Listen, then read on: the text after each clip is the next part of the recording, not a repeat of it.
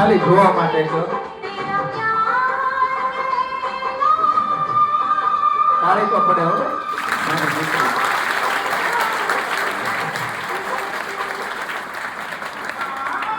આ જોવા માટે છે, ખાલી બેનનો પ્રેમ છે.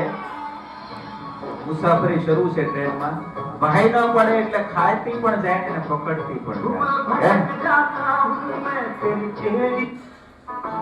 એનો માટે તાળી તો પડવી જોઈએ ભાઈ.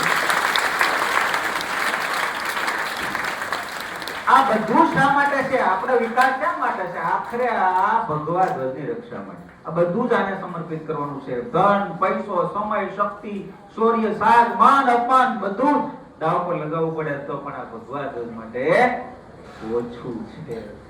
શસ્ત્ર નહીં ઉઠાવે તો રાષ્ટ્ર કો ખોદેંગે ઓર શાસ્ત્ર નહીં ઉઠાવે તો ધર્મ કો.